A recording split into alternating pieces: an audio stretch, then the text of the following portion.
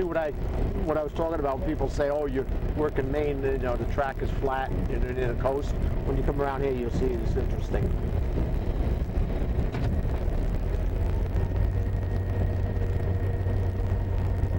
Track disappears. Wow.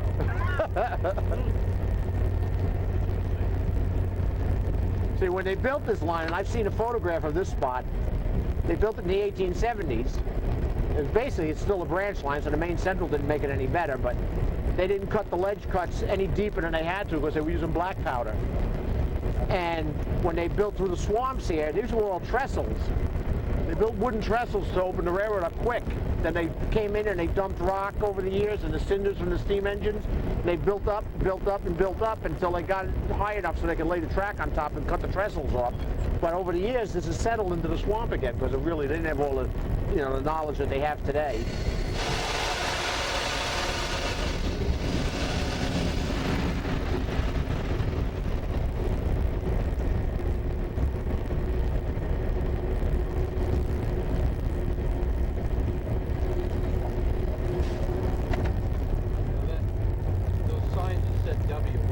Whistle.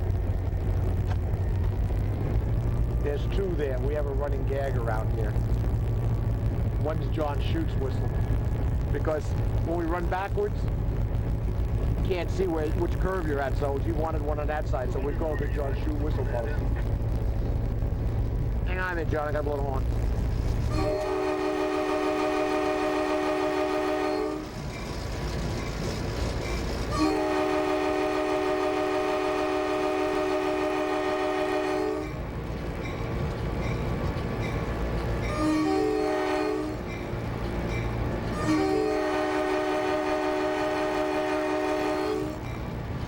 Go ahead, John.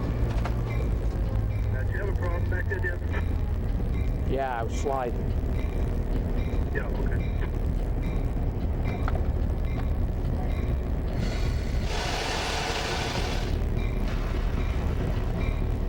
So those blatant brakes, you apply them and they stay. Yeah, you got to do it in increments. So. Right.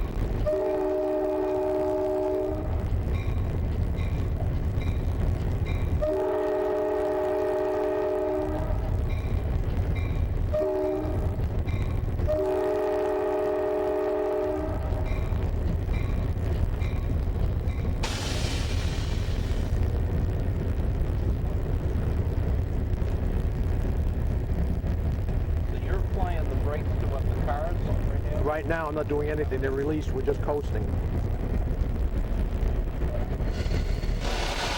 Now I'm putting the brakes on the car and the engine, but to keep the engine brakes off, I'll hold this down just to use the car brakes.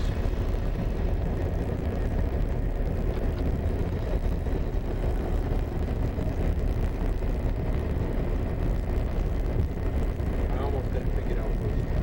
Almost? I was just going to say. he'll be an engineer now. Flying. We get enough wing service out there.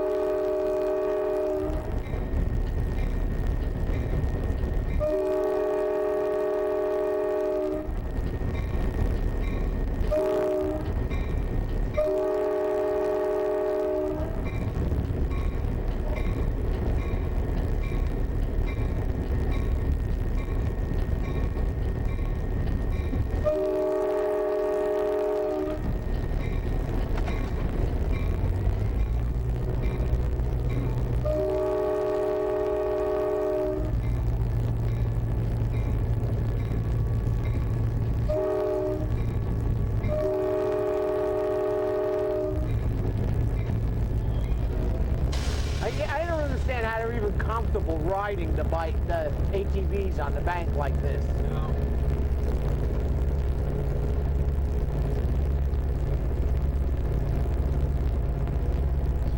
Looks too narrow. Yeah, this year, it's been really nuts because we've never had ATVs ride in some of these places we got them this year. I don't know if it's just that so many people are buying them now or what it is. Actually, the ATV sales have gone down because of the laws of become so restrictive. They can keep going down as far as I'm. You know, even snowmobiles, they're out here, but they don't leave a print. The snowmobiles, you know, they shouldn't be out here anyway because they're gonna get killed. And they do have a tendency, in some places, of course, they pack it down enough to make it ice, and it'll derail the train.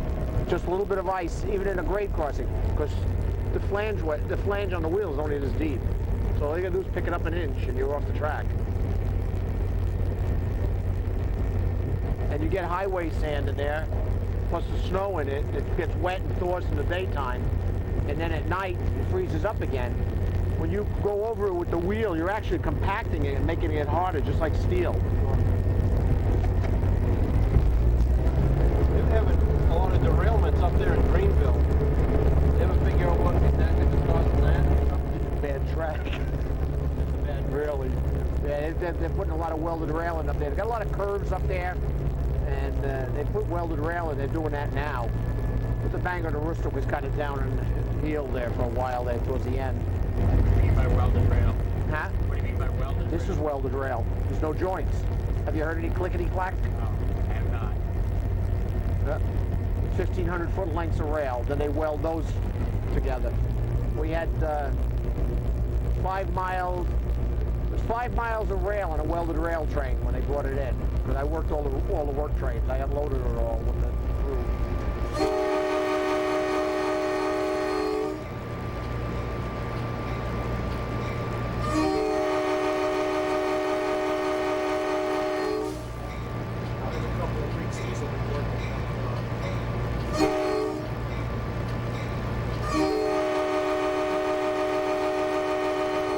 We got 2 crossings 1 mile apart here, that one and the next one.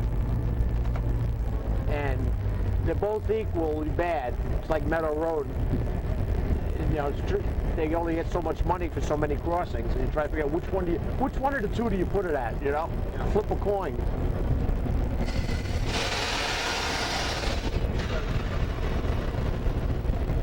Welded track. That's why you don't have that. There's no clickety-clack. Yeah. Smoother riding, and it's really treacherous in the wintertime if you're on the track and you don't belong there. Because when the snow's on the track, and without the joints even, you couldn't hardly hear it with the joints, but when there's snow on the track and you're on welded rail with a train, you're on the track walking, you can't hear that train sneaking up and back of you until it's too late. You're a hood on them before you get out of the way.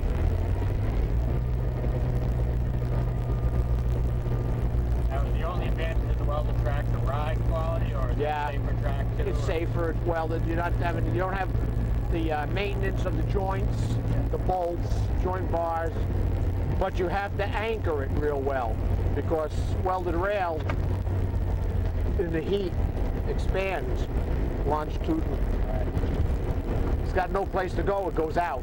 So you'll get kinks, sun kinks. Right. So that's why you gotta have plenty of ballast shoulder. That's why the ATVs screw it up so bad. Because when they chew up the ballast shoulder, everything has a purpose on the track. The ties hold the rail engaged. Tie plates are on top of the ties so that the rail doesn't cut the ties.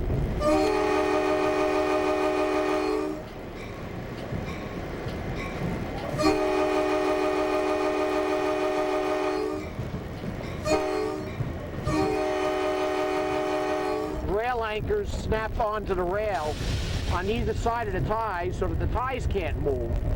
Then you put the ballast on the track and you tamp it, squeeze it, and all that stone keeps the track from moving too, and the shoulders are supposed to be wide enough so that they can't kick out either. So when you start riding the ATVs on the shoulder and you eat it away like down there, you can see which is bare, we get the same problem in Topsom. Then the track can slop around. If you're going into a curve with a big train, just the force of the train will push the track out.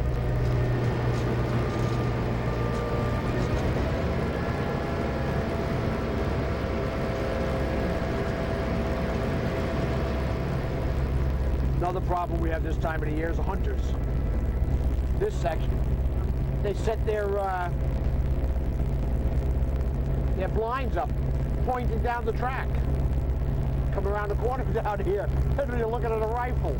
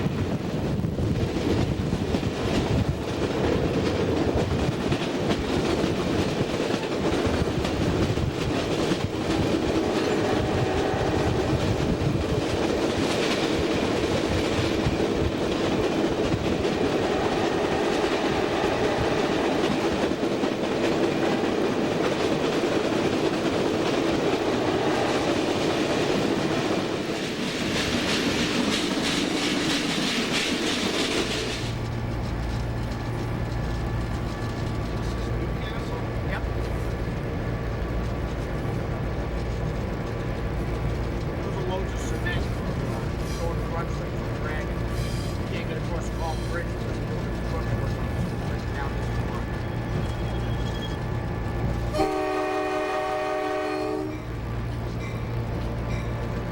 About an hour they'll be zipping across here.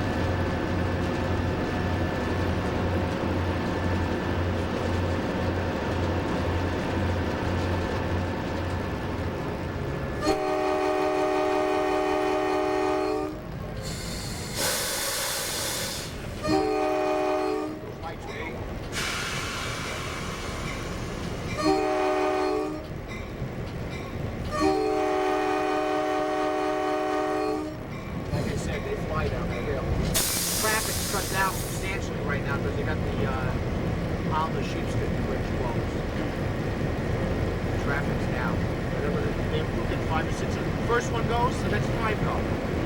You're going to get one of them. You may not get the first 3, but you'll get the 4th or 5th one.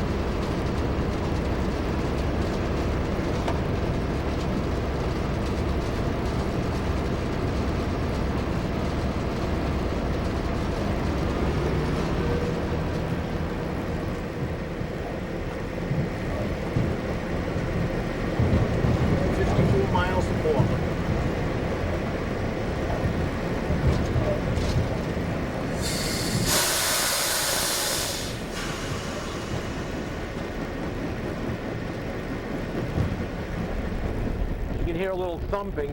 There's flat spot on the wheel when we slide. Little ones ain't bad. Big ones are real bad.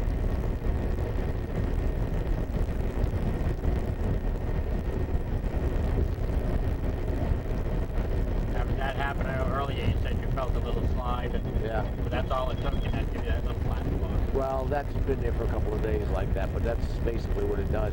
If you let it go too long when you're sliding down the track, if it's just a couple of seconds and you take the brake, kick the brake off, the wheel will turn, so it won't bother it. Now, does the small flat spot eventually come out of it, or you? Yeah, they can. They'll come out of it sometimes. The brake shoes will grind it off.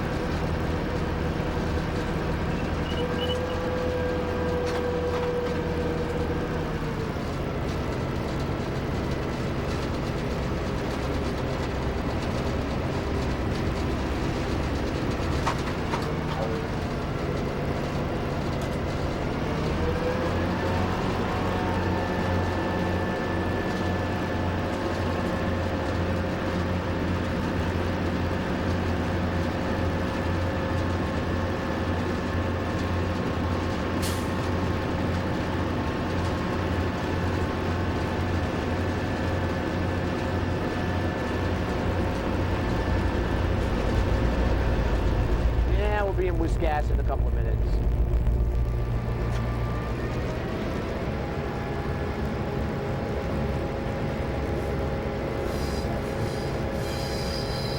I'm glad I got all my B-roll of you operating drills before these guys came out here.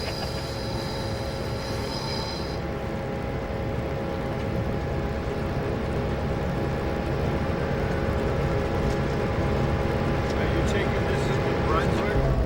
Today? No. Today? No. Turn right around. We'll run around. Yeah, we can't get across Carlton Bridge. Oh, they got it up? Well, they're painting it. So they got it all tended. They're painting it. They're doing the crossing, the King Street crossing there outside of BIW, and rebuilding the track right there. And they're redecking the track on the bridge. They're putting new timbers in.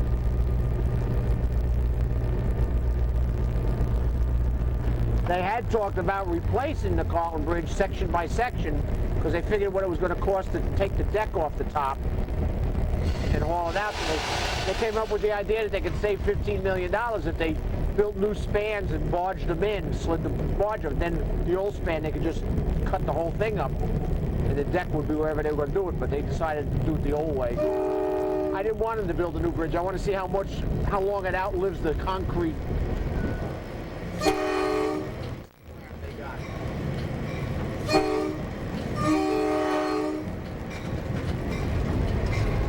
We watched them building the new bridge, so we know what it is like.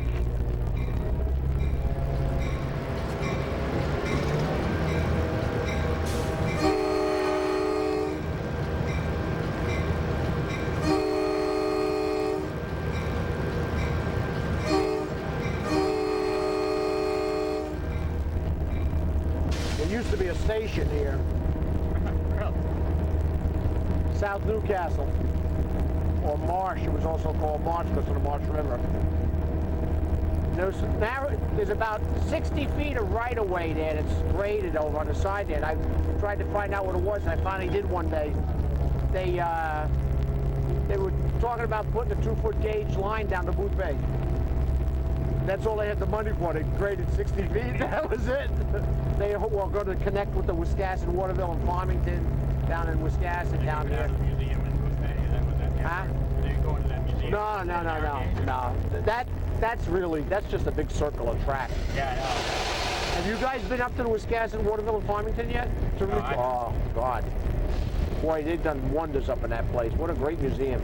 It's now the 8th largest railroad museum in the country. I'll check that out, yeah. They got over 1,000 members now across country, including some big corporate members. Verizon donates stuff to them all the time, and MBNA did.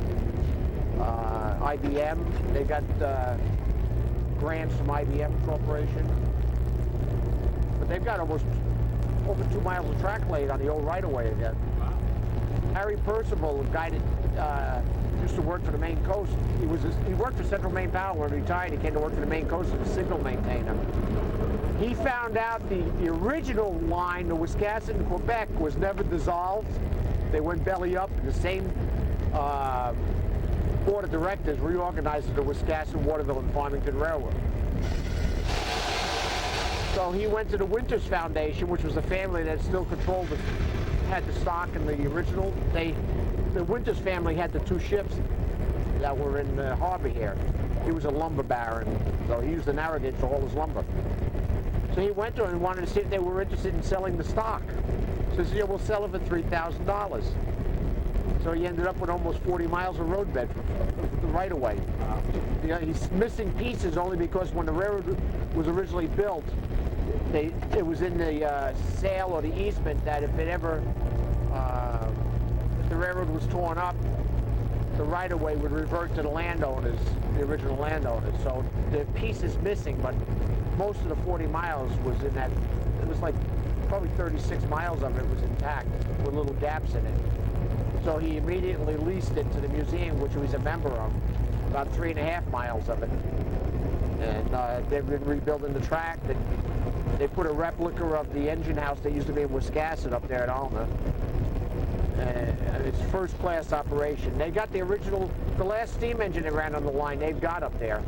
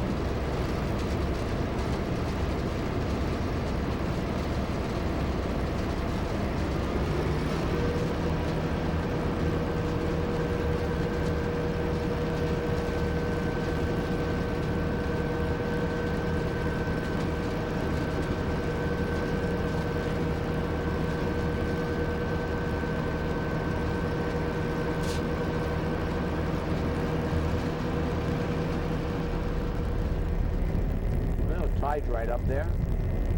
Oh, yeah.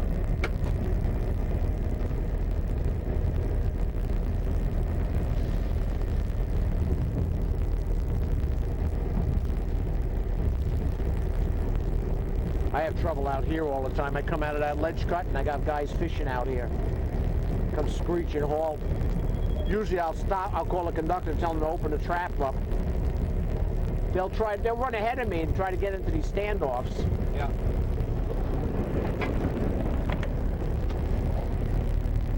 I had one guy a couple of weeks ago running ahead of me and he fell down right between the rails. I got stopped. I get him on the train and I call Lincoln County and I have a cruiser down there waiting for him.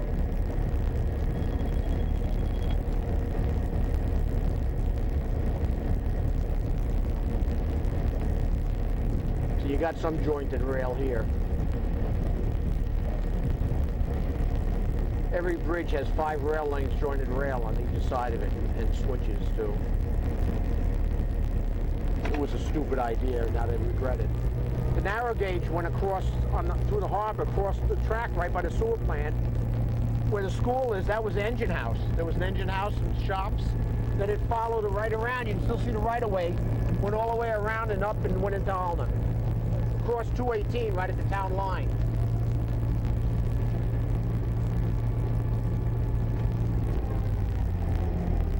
got a photograph taken in 1934. Somebody climbed up on a telegraph pole that was along the right-of-way and took a picture of what a diamond was that crossed narrow gauge crew. See where that clump of trees is? Yeah. And the piling in the middle? That was with the trestle. Then it went out the other side and went all the way down to the waterfront.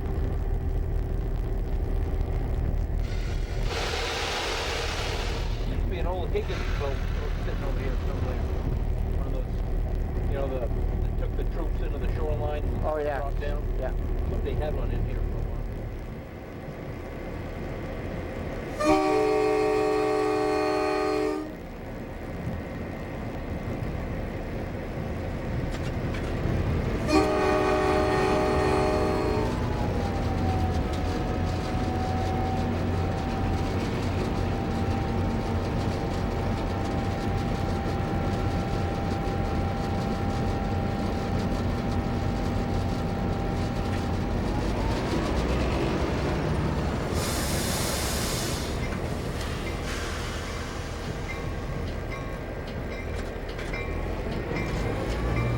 Wet traffic, Ernie.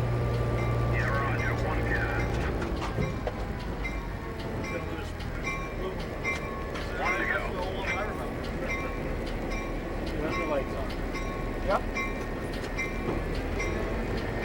That looks like Mr. Shoot's vehicle.